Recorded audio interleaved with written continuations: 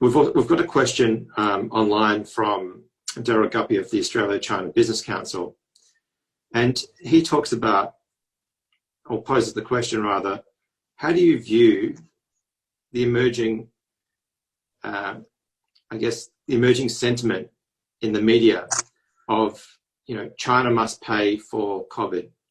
Mm-hmm. How do you see this narrative coming about in terms of US-China relations over time? What do you think it will do?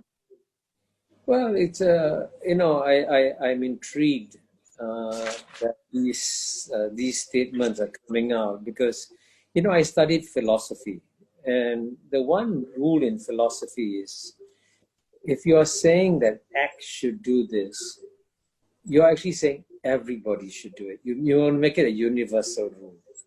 Now, consider the consequences if you make it a universal rule that if a country does damage to other countries, whether sort of intentionally or unintentionally, it must always compensate other countries. As you know, the 2008-2009 financial crisis began with the Lehman Brothers collapse in New York, right?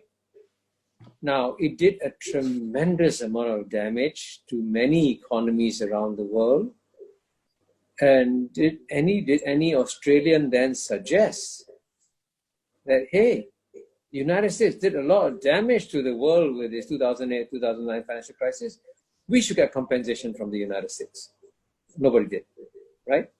So the question is, and by the way, one thing I guarantee you, that there'll be many more virus attacks.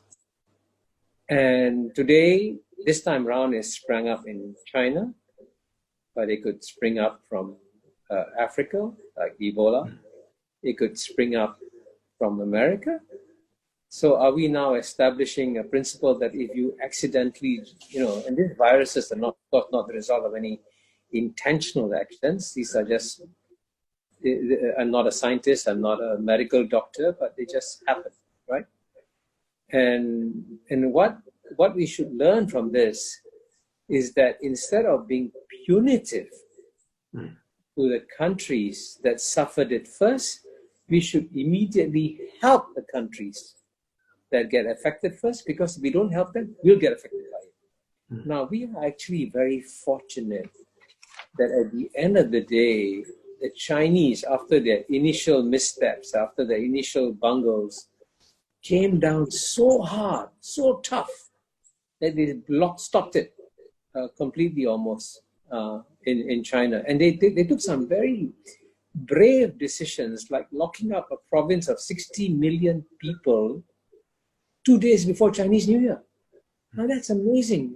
I can't imagine any American politician locking down America 2 days before Thanksgiving.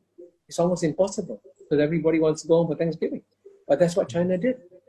So let's be very clear and clinical about what China did many things wrong, but China also did many things right. And the people who say this is not just the World Health Organization.